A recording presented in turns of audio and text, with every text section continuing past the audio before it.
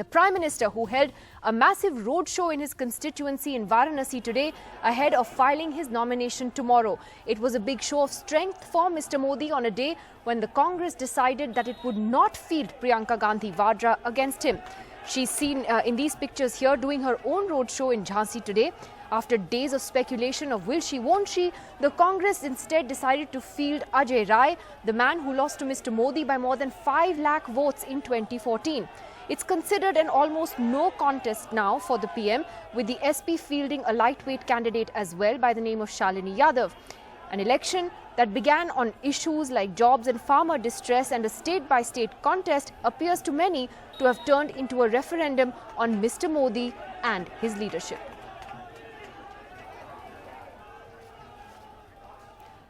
Well, let's go straight across to our panelists this evening. Geeta Bhatt here in the studio with us. She's a political analyst and supporter of the BJP. We have Mr. Sanjay Kumar of the CSDS, one of the agencies that carries out some of the most in-depth poll surveys in this country.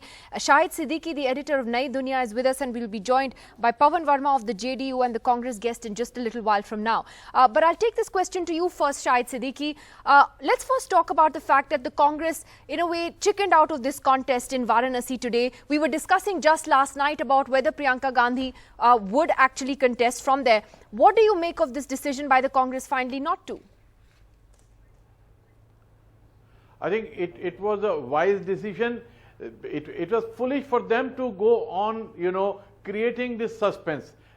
Suspense created for a few days is okay, but if you continue with it, I think it's foolish. And they knew that Priyanka will burn her fingers if she contests against Prime Minister Modi in Varanasi. Because in Varanasi what happened is that after the by-poll defeat in Gorakhpur, BJP focused on Gorakhpur and Varanasi, realizing that the things are not as rosy for them as they were in 2014. Things are changing, and after that they really worked in Varanasi, and people of Varanasi are not unhappy with Modi at all. In fact, those who voted for him will be voting again, and he will be winning by a huge margin. So I think it was not a very foolish decision to not contest against Mr. Modi, because Priyanka anyway has not contested in the past. It will be her first election, and if she loses it very badly, then I think it will reflect very negatively for her. Well, there is a counter argument to that, and I'll take that to Sanjay Kumar, which is that many people have commented today, Sanjay Kumar, that nobody really expected Priyanka Gandhi to win this seat and defeat Mr. Modi. The idea was to take a fight to him, much the way Smriti Irani did with Rahul Gandhi in Amethi in 2014. She took that fight, she kept going back to Amethi, she's decided to contest again, and that a signal would have at least gone to the Congress cadre that we're not afraid of a contest. Maybe we would bring Mr. Modi's margin down by just a bit. Do you agree with that, or do you subscribe to Mr. Siddiqui's point of view that in the end the Congress did a smart thing?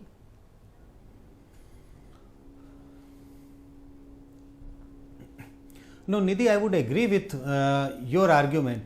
Nobody expected that if Priyanka Gandhi was contesting against Modi, she would have defeated Prime Minister Modi in Varanasi, or maybe in case any other constituency. So nobody expected that to happen. But all of a sudden, if the buzz was created that Priyanka Gandhi might contest against Narendra Modi, and all of a sudden, and that too on a day when Prime Minister Modi is holding a road show, and that day if an announcement comes from Congress party that Priyanka Gandhi is not contesting, it is not sending out a good message. If she had contested in Varanasi, it would have boosted the morale of the party workers. It would have given positive signals to the voters, positive signals to the party workers. I think it is back to square one. It is almost the 2014 situation, because Priyanka Gandhi is not campaigning aggressively in many constituencies. Even in 2014, she campaigned in 2 constituencies, and this is more or less the same situation in 2019 now. Well, Mohammad Khan is here from the Congress party with us. And, part of the problem, Mohammad Khan, seems to be that the Congress itself fueled this speculation and this guessing game about whether she would contest. I mean, Rahul Gandhi himself was in record in interviews this week saying, keep the suspense. She said, I will contest if my party wants to. And then at the end of the day, if the BJP turns around and says she ran away from a fight, can you blame them? Well, I don't blame them for their propaganda. I mean, that's what they do. That's what they've done for 5 years. But Siddiqui Saab is right. I mean, we don't decide our electoral strategy on the basis of what looks good on television. And I agree, it would have been fantastic, it would have made for fantastic TV viewing. But that's not what we are here as a political party to do. We are here to fight elections. We are here to deploy our resources in an efficient manner. Now, Rahul ji is fighting. He's fighting from 2 constituencies. Sonia ji is fighting. And you're saying, nahi, that's not enough. Just because aapne Priyanka ji ko field nahi kiya, that's where the last mile went wrong. But the speculation was fueled by the Congress, not by the media. If I may. You're right. Priyanka ji did come out at various points of time. So did Rahul ji. Yes, but if I may, these decisions are taken as a collective. You know this very well. We always take decisions as a collective. The last 4 months have attested to this. The collective is Rahul Gandhi, Sonia Gandhi and Priyanka Gandhi. No, that is a statement of opinion, not a fact. Let me tell you honestly. Who else takes the decision? What is that collective? Nidhi, you should ask this question. That is what I'm asking. I'm saying the collective is Sonia, Rahul and Priyanka. No, again, there's no need to attack me on this. I mean, No, if I'm you want not to, by all attacking you, means, I'm but this is a fact. Again, Sanjay ji, with due respect, is not going to dictate our party strategy. The BJP, with due respect, is not going to dictate our party strategy. We are going to decide on the basis of what makes our party strongest. Sure, I'm only saying that this entire week, senior most leaders are fighting. And you're saying, no, because the third didn't fight. It is not the media saying it. When Rahul Gandhi is the one who actually gave rise to this speculation, when he did not say, he said, I'm not saying yes, I'm not saying no, let there be suspense on this. And therefore, it came from him, it came from the Congress president. So now, when you decide, भाई वो contest नहीं करेगी.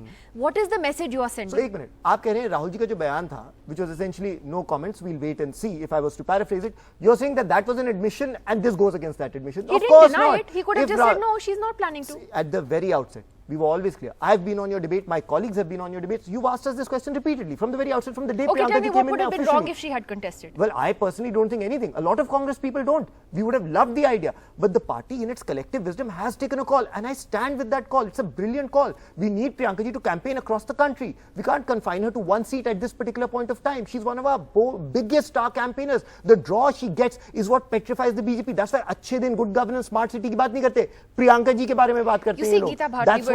One of the things we were just talking about before the show began was, for instance, Arvind Kejriwal. Okay, you have to hand it to him.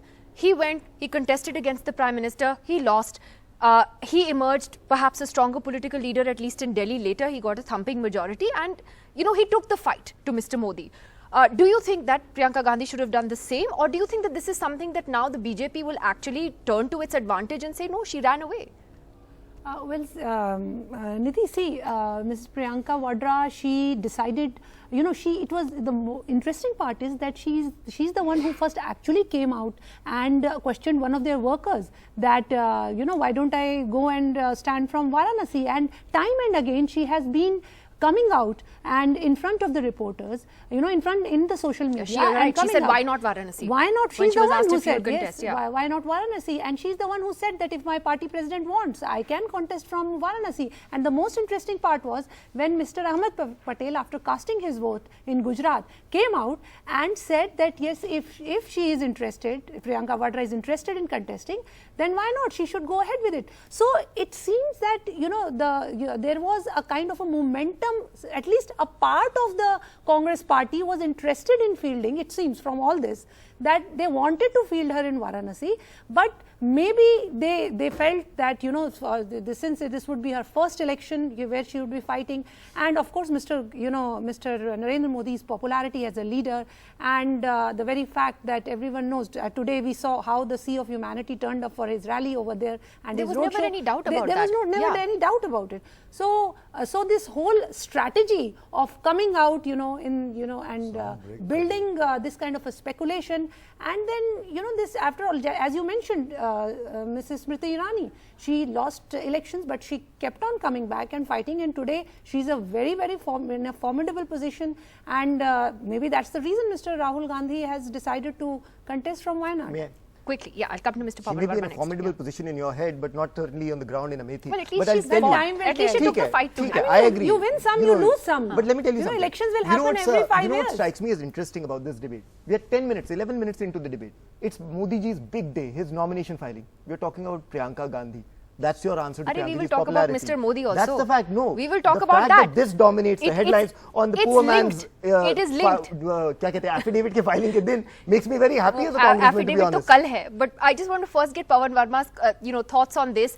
Should you think that the Congress has sent a signal that it's still Pawan Verma, very sort of protective of the Gandhi family. Oh, let's, make sure that they, they don't lose, they don't have this taint of losing, let's protect them and keep them away from, taking any risks. Is that the message that has gone out with this?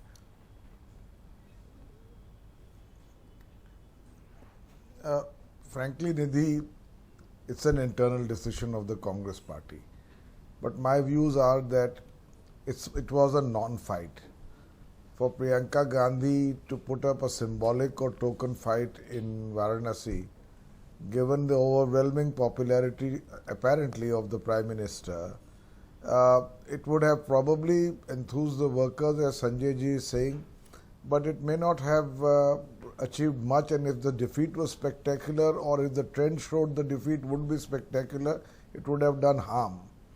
Besides, I think the party may have decided to use her for campaigning and with richer dividends throughout the electoral campaign rather than tying her down to Varanasi.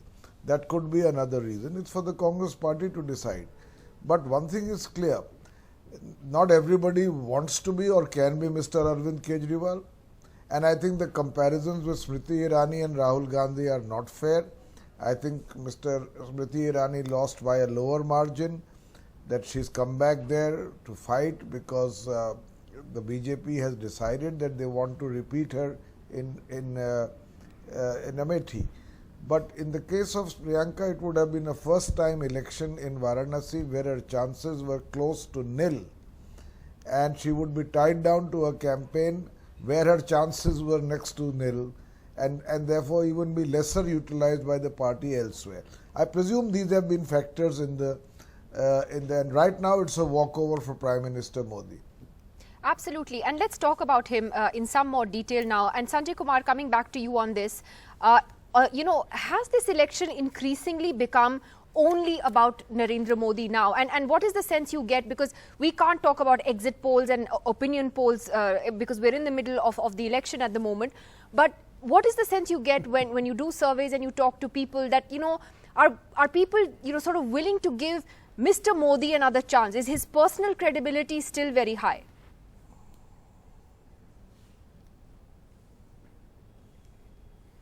Yes, no doubt that his personal credibility is very high. I think Prime Minister Modi is more in the center of 2019 election compared to what he was in 2014 election.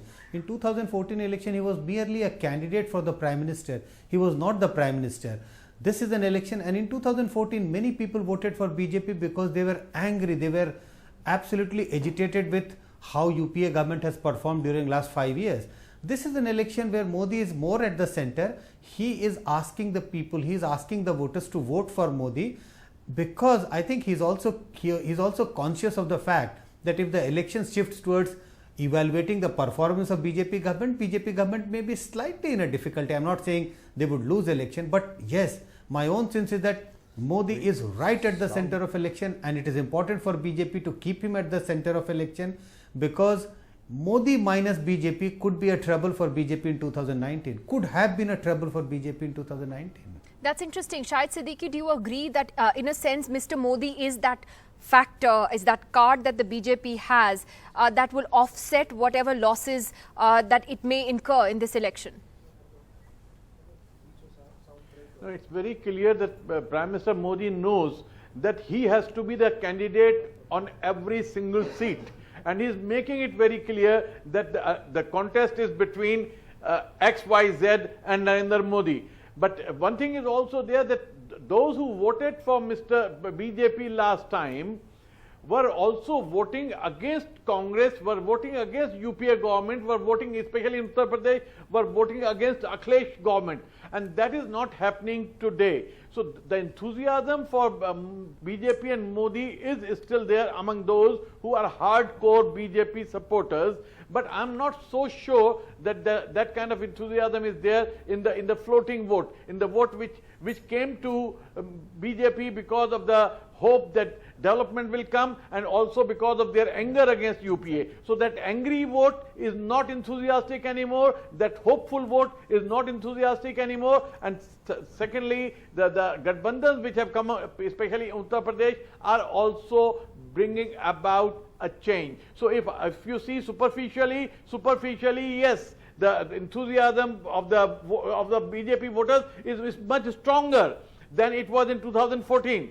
But of the non-BJP voters is not that strong. So I'll distinguish between the two type of voters. Sanjay Kumar has a quick point and then I'll come to the rest of the panel. Yes, Sanjay.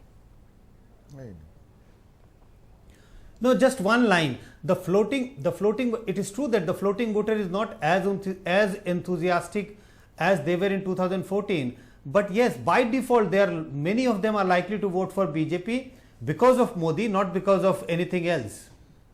Okay, so that you're saying is the X factor. Mohammad Khan, you of course would disagree, but would you not concede that he is a formidable challenger? He's made it very much a presidential kind of a style debate. He's very good with his PR, which the Congress cannot and is not able to match. Like the Akshay Kumar interview, frankly, was a brilliant move and he was everywhere. Yesterday was Akshay Kumar, today is roadshow, tomorrow is nomination. All 3 days are done. What are you doing? Okay. I disagree with Sanjay ji respectfully, largely because what he's saying is at this point speculation. It is not based on any numbers or facts or any results. It can't be because they aren't out yet. Therefore, let me tell you something. I believe the BJP is going to do very, very badly. I can't put a number on it because A, that's illegal at this point, and B, I don't know. But I think they're going to do very, very badly for the simple reason that the Prime Minister has been becoming increasingly desperate. And with every phase, the pitch has centered around only two themes, Sanjay ji. One is a forced sense of false nationalism and the use of the armed forces, illegal use of the armed forces, may I add, because it's prohibited by the Election Commission.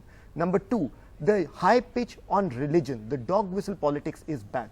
I haven't heard Modi ji talk about Achhe Din, good governance, smart cities anymore. He's forgotten about that. Vikas is no longer a central theme of the campaign. Every day brings a new violation. Let me tell you something, Sanjay ji. This body language acts like you say Akshay Kumar was a brilliant strategy. To me, that was the last recourse of a man out of ideas, clutching at straws. This is not the body language of a confident leader. He was live on every channel yesterday with Akshay Kumar. This is the body language of a man. And everybody was talking about it. Whether you liked it or not, everybody watched it. Everybody. Taste की बात नहीं कि अक्षय कुमार वाला interview was up to our taste या हमें पसंद नहीं आया, वो बात नहीं है.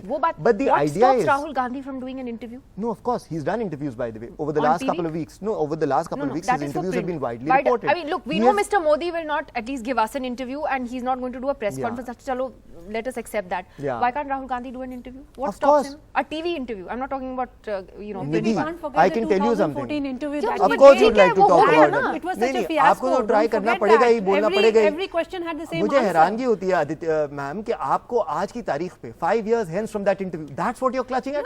You have no record in 5 years to show. But I'm just saying that look at the sheer PR machinery of the Prime Minister. Remember that interview. We have done interviews. There are so many of them. Where have you done for TV? We have done. Why shouldn't Priyanka Gandhi do an interview? We are going to do TV interviews. अरे निधि जी आप खुद बताइए, campaign चल रही है, हमारे नेता दिन रात कैंपेन्स में भाग रहे हैं, जा रहे हैं. He's addressing the workers. We are not engaging in vanity projects, walking on our lawn and think मैं चौक से अपने जूते साफ करता था. These are vanity projects. These are not. We may disagree on the impact, but I think what we are doing is the right strategy. It will yield electoral dividends. Modi knows this. The point is, Pawan Verma, political theatre. It may be, but whether you like it or you don't like it, what Mr. Modi has done, Pawan Verma, is to keep the focus on him. I mean, in his rallies also, we have a very interesting graphic, by the way. We were counting, some of the key words in his rallies, 35 rallies. And the word that he has used the most in 35 rallies that he's spoken at is Modi. 176 times in 35 rallies, Mr. Modi has said Modi. Okay, followed by Garibi at 173, and I will tell you about the rest in just a moment. But what does that tell you, Mr. Pawan Verma? It tells you that Mr. Modi is keeping the focus on himself and he believes that that may work to the BJP's advantage. No, but Nidhi, there is no doubt about this. Even in 2014, it was an entirely Modi-centric campaign. I think Mr. Rajnath Singh had once mistakenly said "Ab ki baar Bhajapa Sarkar," and I think very soon after that he had to remove that tweet because "Ab ki baar Modi Sarkar." That was the official slogan. This election for the BJP is an election by Mr. Modi, of Mr. Modi, and for a Modi Sarkar. So it is, without the central figure of Mr. Modi, there is no election campaign. You look at the posters, you look at the hoardings, you look at the ads, you look at the radio spots, everything is about Mr. Modi. And that to that extent, I think the attempt of the BJP is to make it a presidential election. Are you with Mr. Modi or against Mr. Modi? Exactly. Now, in most respects, it would probably be, as per the BJP, a good thing to posit this polarity. But sometimes what is wrong with Mr. Modi also then gets associated with the election as perceived by people. What is wrong with Mr. Modi becomes associated with the entire BJP campaign. So there are pluses and minuses to it. But this is without doubt, the entire campaign is Mr. Narendra Modi centric. There is no campaign apart from it. But is there a danger, Geeta Bhatt, that could also backfire when it becomes me, and all about me? Nidhi, see, two things that I want to say here. First point is that since everyone is talking about 2014, you see the 2014 election was also about when Mr. Modi talked about, and of course everyone knew about, the kind of, corruption and scam which we had seen in 2012. I think itself there were a dozen scams worth 2 lakh crore rupees, which is why it was as much a vote against the Congress. Against the corruption. Yeah. And Mr. Modi had come out with this theme that na khaunga na khane dunga, and the last 5 years, he has been able to deliver that. The government has been corruption free, and that is something which is a very important aspect. And of course, and the second point is that also if you look at the opposition parties, whether it is Congress separate or the so-called Gathbandhan, Mahagathbandhan, there is not a single candidate who is of the stature of Mr. Modi, and moreover neither there is any collective candidate. Whether it is Mr. Rahul Gandhi, whether others are going to agree for him as a Prime Minister candidate, or Mr. Akhilesh Yadav or Mamata Banerjee. So it's a divided house. So that also is there, that there is no leader, opposite him. Can I, before I come to you, Mohammed Khan, because I just have a last couple of minutes left on this. Shahid Siddiqui, again looking at the 35 rallies that we've analysed of the Prime Minister, and we've counted specific words and how many times he's made a reference to them. So he talks about Modi 176 times, he talks about Garibi 173 times, he's spoken about the Kisan 124 times. Interestingly, he's spoken about Atank, terrorism 123 times, Vikas 68 times, Pakistan 51 times, and jobs 7 times. 7 times in 35 rallies. What is this telling you, Shahid Siddiqui? This is very clear that he knows that he has not been able to deliver on the job front, so he won't like to talk about jobs. And he would like to talk about himself, but the point is that the opposition also realized, especially in Uttar Pradesh, in Bihar, and in most of the states, that this election should not be about Narendra Modi versus Rahul Gandhi. It has to be a localized election. So they are trying their best to make it into a constituency to constituency election. So effort is on both the sides. BJP is trying to make it a Modi-centric election. The opposition is trying to make it constituency to constituency election. And in UP, if Congress was part of the alliance, then it would have been Rahul versus Modi, and both the SP and BSP would have lost. But because Congress is not there, because Congress is the third party, it suits SP and BSP, and in most of the seats, I have seen in the first 3 phases that the election has been constituency-wise election for the MP and on the local issues, not on Modi issues. But yes, people are with Modi, but they are voting against BJP in number of constituencies. All right, I'd like to thank Pawan Verma and Sanjay Kumar at this point.